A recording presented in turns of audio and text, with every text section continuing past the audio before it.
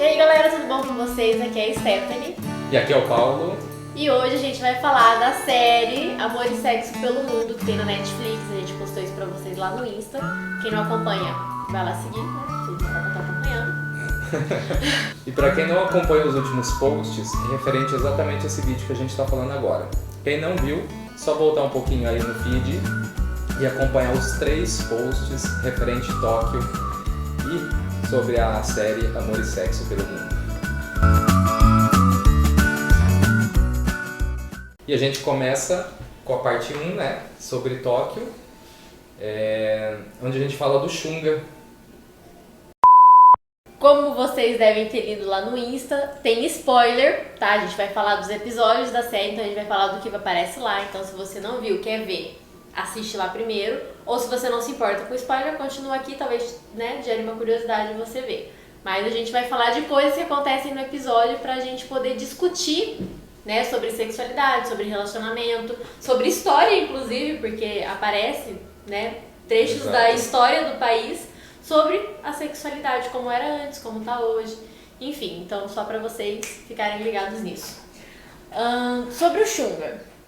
O Xunga era um pergaminho, tá, de posições eróticas, como se fosse um manual de sexo, que era dado às filhas dos samurais, tá? Que era como se fosse uma nobreza na época, elas ganhavam de presente quando elas iam se casar. O Xunga, na linguagem, né, em japonês, significa arte erótica.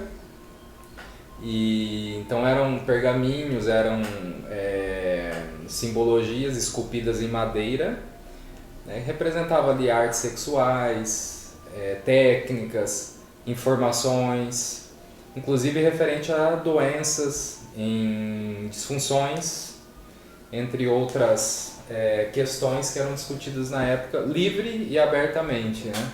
Sem, vamos dizer assim, bloqueios ou restrições quanto à passagem dessa informação adiante. No Xunga também, além das posições, além dessas informações, tinha também ali imagens, tá? Era bem explícito mesmo, como se fosse uma arte pornô. Uma arte pornô ficou feio, tá? Enfim, era bem explícito mesmo. E inclusive mostra imagens de mulheres com 2 homens, homens com 2 mulheres, relacionamento homoafetivo de pessoas que eram da parte mais religiosa, como por exemplo entre freiros, já que elas não podiam ter relacionamentos hétero, elas podiam se relacionar entre si. O que é muito interessante quando a gente olha, porque claro, não é uma freira cristã católica, né, gente? É daquela época, daquela região do país. Só que assim, no mínimo curioso, né? Em relação tudo aos bem, objetos, né, também. E tudo bem, tá ali, né, com pessoas do mesmo sexo, enfim, coisas que envolvem sexualidade. Claro que não agradava a todos, né? Nem hoje tudo, né? Não tem o que agrada a todos, mas com certeza é algo desprovido, vamos dizer assim, de crenças, de subjugamentos em relação à sociedade, até porque para ser feito era porque haveria consumo. Sim. Né? Na verdade isso acabou venda. quando foi invadido pelos britânicos, né? Sim. Quando a Europa chega... Tô brincando, mas quando a Europa chega, como tem muito preconceito por causa do cristianismo em relação a várias práticas, eles tiveram que encerrar isso, inclusive logo depois isso começou a ser crime. Esses pergaminhos eles eram confiscados caso eles fossem pegados com alguém. Eu acredito até que se não foi aí que deu origem, se talvez um pouco mais lá atrás, mas que deu origem hoje que são os mangás, né? Então a gente pode até considerar ou talvez elaborar que o Xunga que tenha dado aí a origem a um certo tipo, uma certa qualificação dos mangás, né? Mais ligada ao erotismo, a parte independente, hétero ou homoafetiva relação, né? Mas que podemos considerar aí que hoje é muito consumido, né? Na região do Japão, enfim, em outras regiões, que é o mangá ligado aí ao erotismo. Quando a série ela vem, né, para os relacionamentos atuais em Tóquio, né, como as pessoas se relacionam, como as pessoas se casam, namoram, fazem sexo, amam, Cara, muito bizarro. Assim, pra nossa cultura é muito bizarro. É muito O diferente. Brasil é muito diferente. E quando eu falo bizarro, não é errado, certo ou errado, tá, gente? É só porque, assim, é muito diferente da nossa. Quando a gente olha, a gente consegue comparar, até quando a gente reclama de alguma coisa, né? A gente vê que tem lugares que são diferentes do nosso e às vezes o nosso não é tão ruim assim. Lá no Japão, lá em Tóquio principalmente, né, que é onde se passa as entrevistas, existe um distanciamento afetivo muito grande. Uma falta de contato corporal entre as pessoas, até dentro da família. Então, assim, as pessoas, elas não se abraçam, elas não se beijam, elas não têm esse calor igual a gente conhece no Brasil, né? Essa coisa do contato físico. Para elas isso é demais, inclusive. É muito além do que do aceitável, vamos colocar assim. E até porque, assim, nós estamos falando sobre o documentário e sobre os dias atuais, né, no qual se passou ali a reportagem. E foram dados com diversas pessoas, casais, namorados, casais casados, namorados, pessoas solteiras, em que até durante ali a própria reportagem, a demonstração de um ato de afeto, de um selinho, era algo já impensado, né, dentro daquela circunstância, em público, no caso, né, em que dar ou receber é algo muito diferente, é algo que a pessoa não está acostumada a fazer, até porque quem não recebeu afeto, carinho, é muito difícil para dar, né? O dar o que não tem, né, é algo que se torna um pouco, às vezes até doloroso, dependendo da circunstância. Então se dá aquele fechamento tanto no dar quanto no receber. E isso é comum, né? Essa questão de pegar na mão em público já era algo que não se passava pela cabeça dos casais. Inclusive o próprio beijo ou dar a mão era algo impensado, inclusive quando o próprio casal estavam a sós. A gente vai entrar um pouco mais nesse detalhe, nessa parte íntima, nessa intimidade um pouco mais profunda, que é para essa cultura, para esse povo, ou não para todos realmente, mas para um grande grupo das pessoas que ali pertencem, é algo realmente de um tabu a ser quebrado.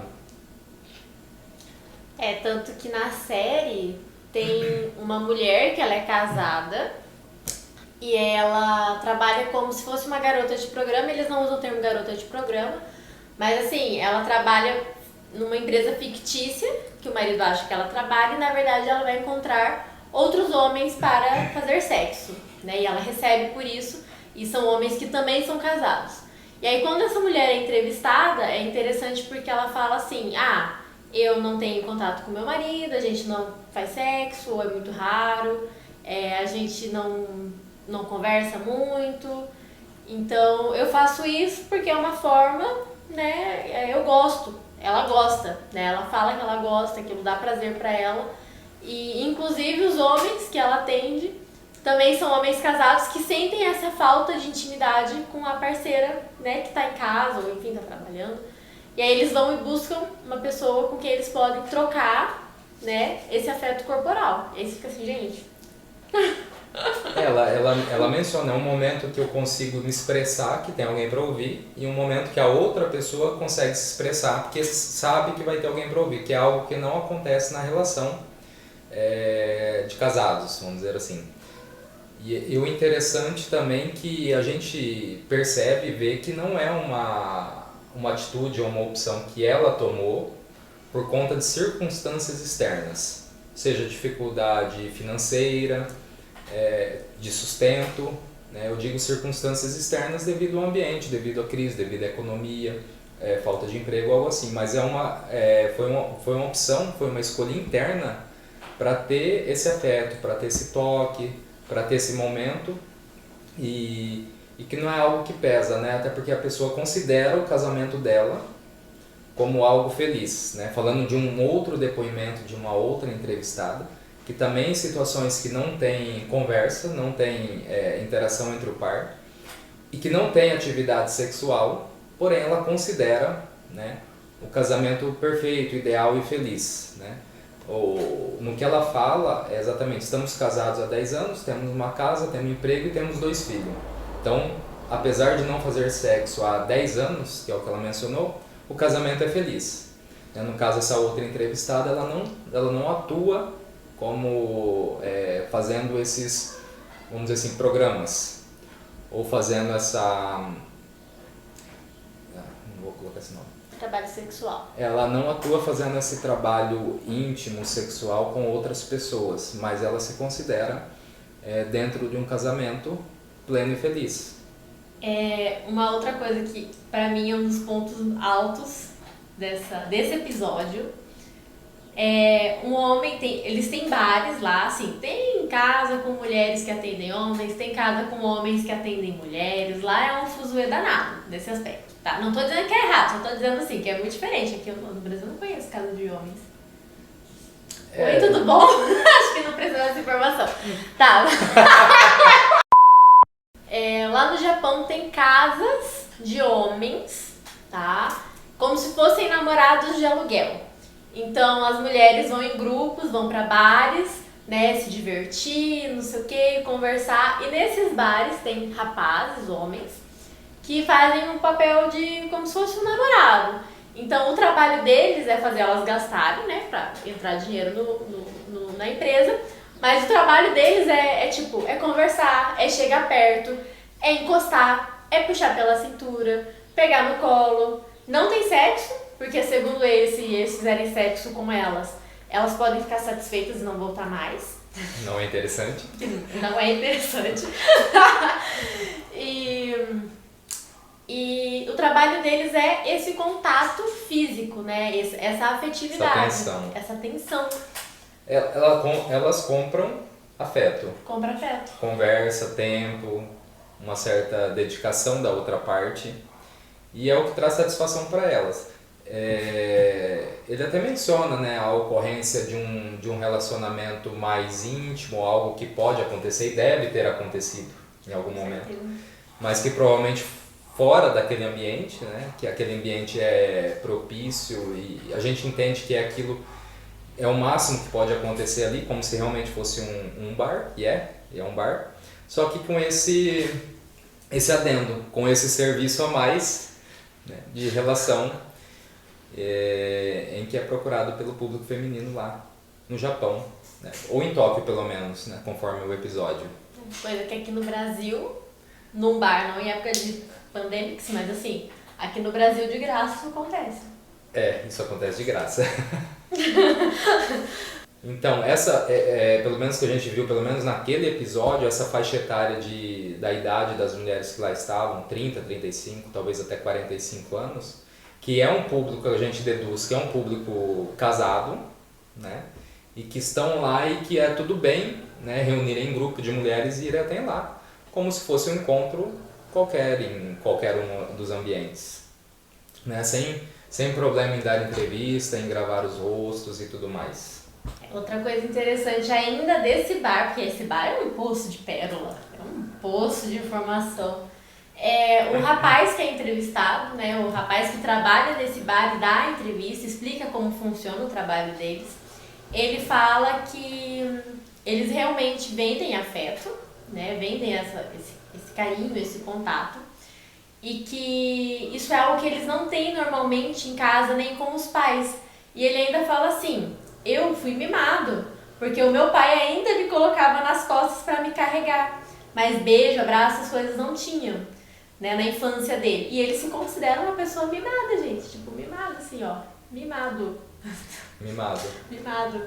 E ele cita que aquele trabalho também para ele, né, como ser humano, é um processo de cura, né? Então poder oferecer isso para alguém e ele também receber esse afeto de volta de alguma forma, mesmo que seja com um abraço, com um olhar, é uma forma de cura. Ele usou a palavra cura.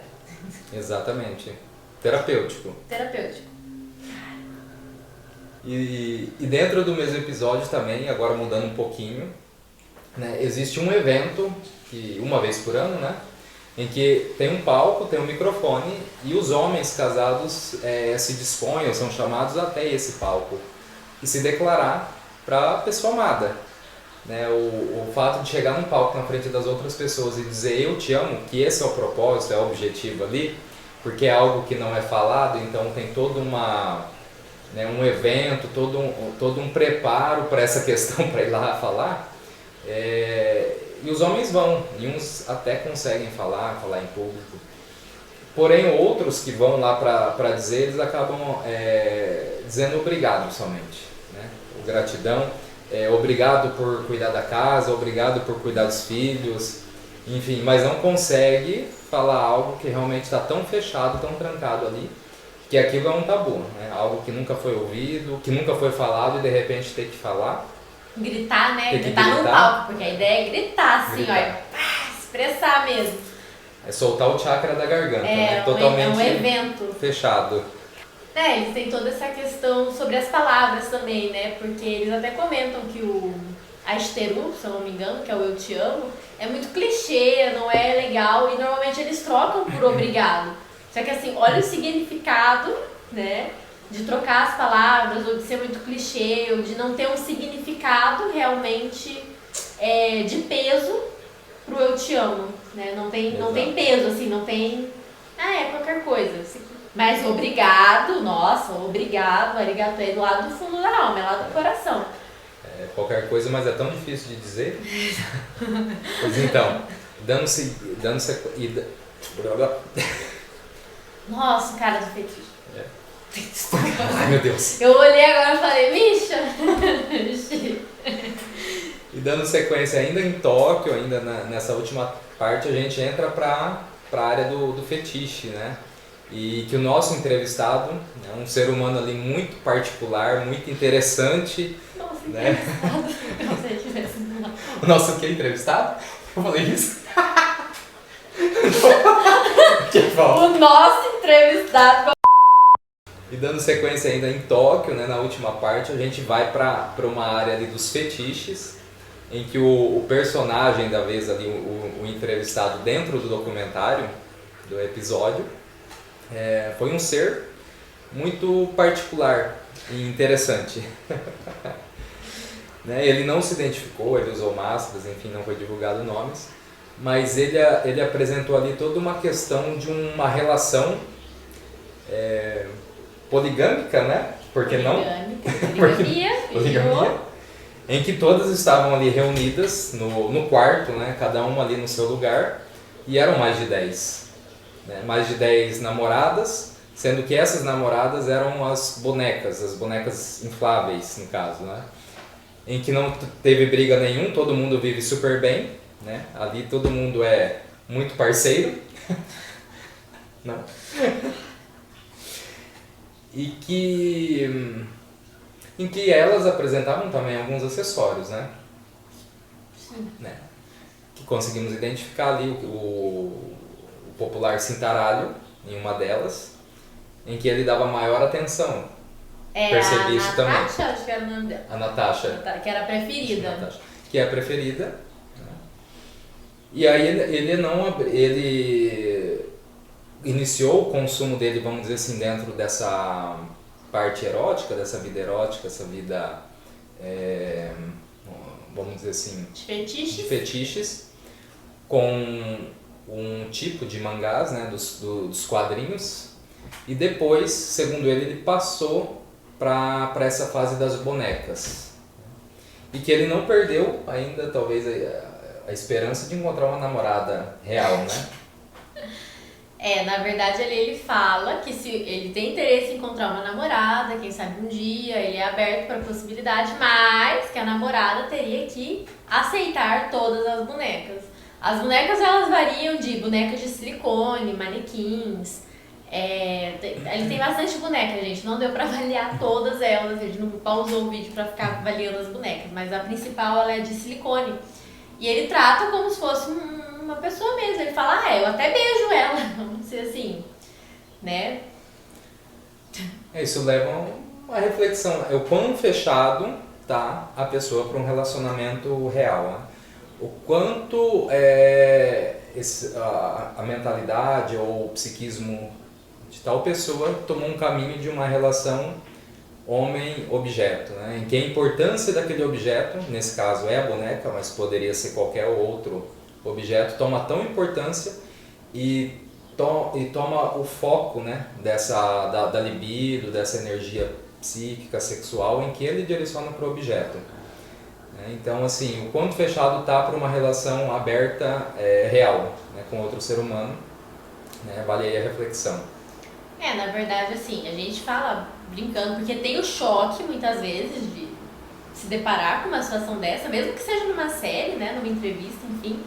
Mas, assim, como que a gente olhar, né, como que é olhar para essa pessoa com a vida que ela teve, com as dores que ela passou, com o relacionamento que ela teve com pai, mãe, namoradas, namorados, enfim, né? O que essa pessoa tem, né, de carga de vida ali, de vivência, que leva, né, ela a se fechar naquele mundo completamente fictício, sem seres humanos, porque ali ninguém pode machucar ele, ninguém pode trair a confiança dele, né? Porque as bonecas, elas não vão fazer isso.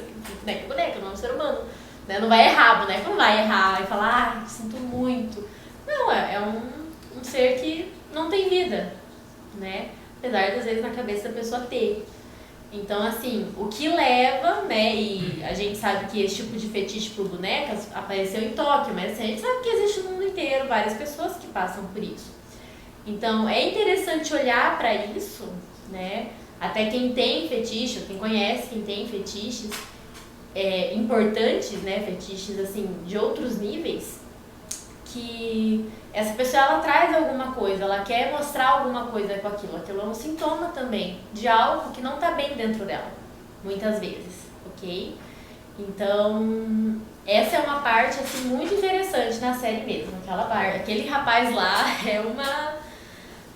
Né? Então, assim, a namorada, para entrar na vida dele, tem que aceitar as bonecas. Porque se não aceitar, as bonecas compensam mais do que o outro ser humano que está ali com ele.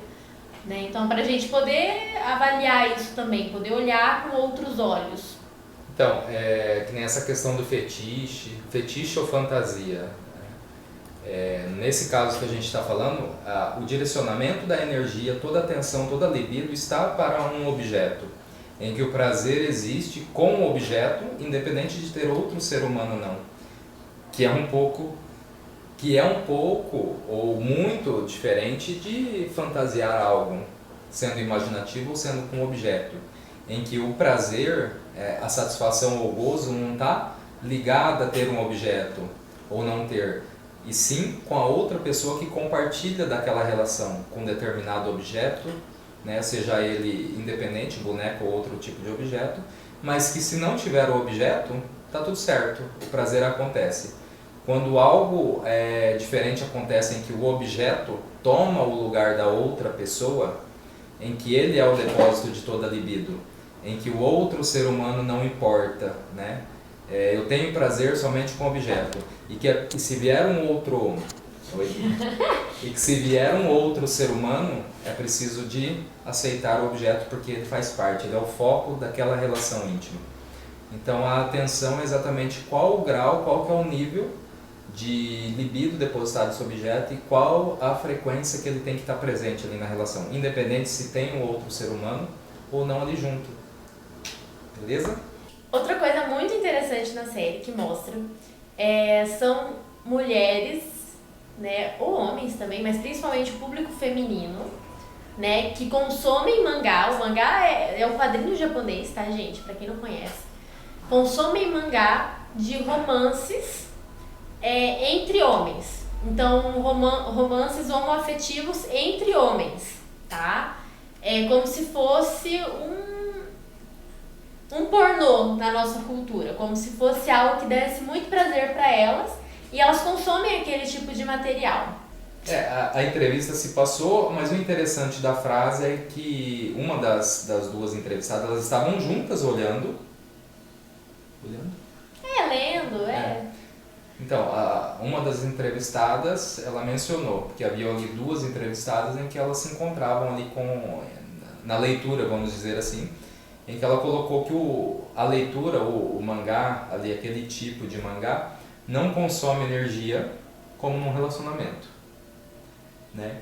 E dá pra gente compreender, aí uma compreensão minha, que é algo que não estava ali, o porquê que elas, no caso, elas representam ali um grande grupo do público feminino, que é consumidor daquela leitura, o quanto interessante é para ela não despender ou não desperdiçar essa energia com um relacionamento baseado nessa relação que a gente acabou de falar.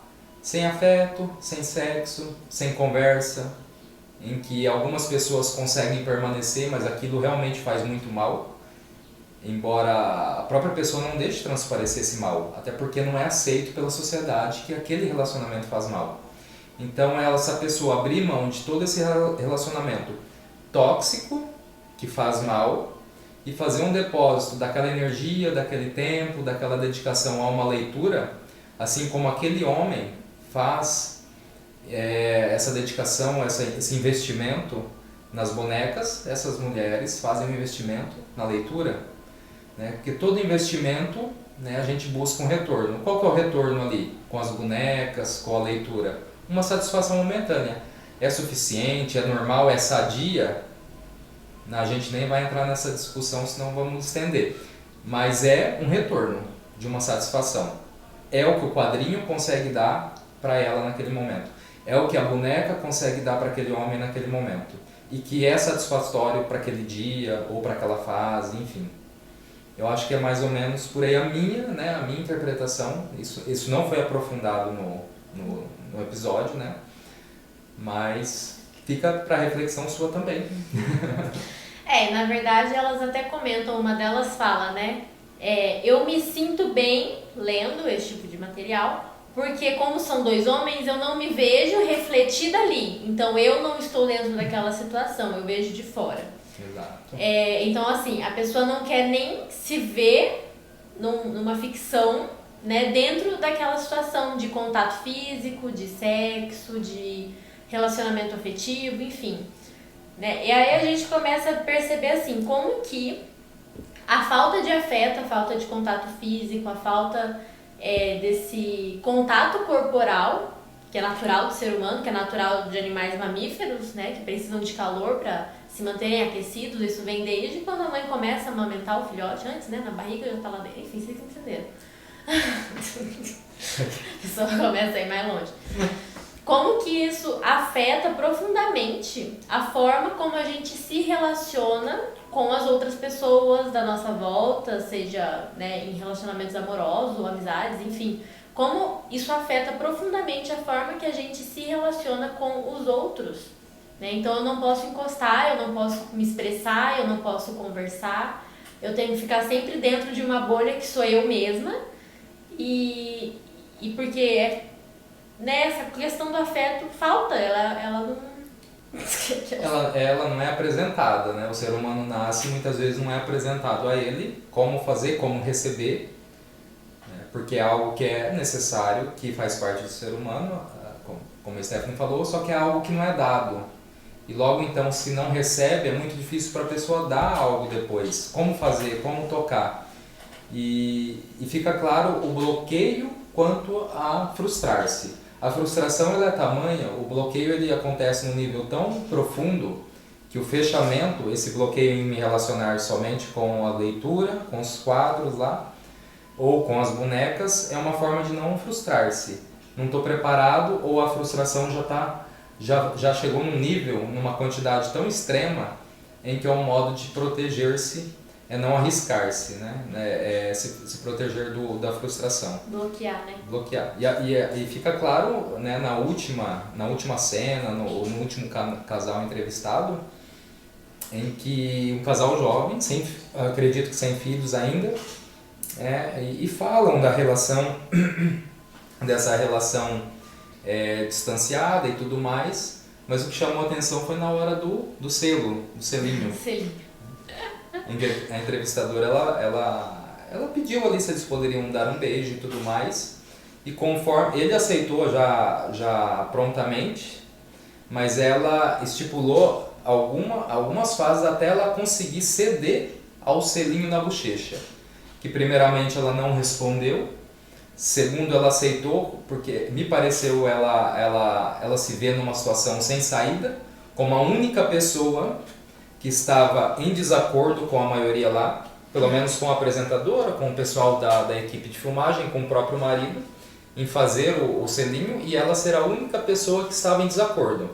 e por esse desconforto, por essa, vamos dizer assim, para não ser diferente ou para não desagradar alguém, principalmente eu acredito que o marido, ela cedeu ao selinho na bochecha, mas conforme ele aproximava, ela se distanciava. Parecia um imã, só que repelindo, ele ia se aproximando, ela ia se afastando, e ele voltava, ela voltava, ele tentava, ela se distanciava. Enfim, ele conseguiu dar um selinho na bochecha dela, e ela completamente constrangida, com vergonha, né, daquilo. Então mostra numa relação que apesar de tudo, de todo aquele bloqueio, de toda aquela crença em se mostrar, em tocar, em ser tocada, acabo cedendo contra tudo que está interno, trabalhando, por não ser a pessoa que vai entrar em desacordo com quem está ali, com o parceiro, com a apresentadora, com a família do parceiro, que também fala, né? Faz isso, faz aquilo. Então tudo isso aí são assim, opiniões e sugestões que acabam afetando a vida da pessoa, mas que ela, devido à estrutura, à crença, à cultura, todos os ensinamentos, não está preparada ainda. Porque é algo que vem de fora para dentro, é alguém pedindo para fazer. E essa reação ela é comum no mundo inteiro, né? Tá todo mundo ali, muita pressão, às vezes a pessoa cede, né? Sem querer, mas ela faz porque isso acontece no mundo todo. Brasil, Estados Unidos, enfim, né? Vai a rodo aí. Vai a rodo. Então, doideira. Encerrando o nosso comentário sobre esse primeiro episódio da série, que é sobre Tóquio. Uma informação interessante também que veio por último, né? A informação que veio no final da apresentação é que 40% da população masculina que poderia ou deveria, enfim, estar em fase de atividade sexual ainda são virgens, não praticam, né? E isso tudo, esses números, essas pessoas que apareceram, né, que deram entrevista, mostram um reflexo de uma sociedade que vive em uma solidão, em um fechamento, em uma sensação de prazer com objetos, em relações com objetos e não são objetos vivos, não são objetos reais, não é outro ser humano, mas que se encontram ali ou encontram ali uma satisfação, um gozo rápido ou permanente pela vida toda, em que ao invés de um casamento, filhos, dentro daquele contexto, dentro daquela situação que aquela cultura vive, é algo que seria fora de cogitação, ou uma segunda ou terceira opção dentro vamos dizer assim, das prioridades de um grande grupo de pessoas, né, dessa cultura. Então, gente, eu espero que vocês, quem não assistiu, assista essa série, ela é maravilhosa e ela traz reflexões assim, ó. A gente falou, porque como ela tem vários pontos dentro de um episódio, a gente falou de forma superficial, porque se a gente pegar cada um desses e começar a destrinchar, nossa, dá vídeo a rodo. Então, assim, a gente falou de uma forma mais superficial, mas a gente recomenda muito essa série, até para vocês acompanharem a gente e participar, falar o que vocês acharam, os insights que vieram, as dúvidas que vocês têm, porque às vezes a gente consegue ajudar. Às vezes não, mas às vezes consegue. Consegue. Então, comenta aí o que você achou. Segue a gente, dá um joinha no vídeo. Segue a gente no Insta. Inscreve no canal do YouTube. Tô falando tudo no mesmo vídeo que já fica. E até a próxima. Gratidão. Até a próxima.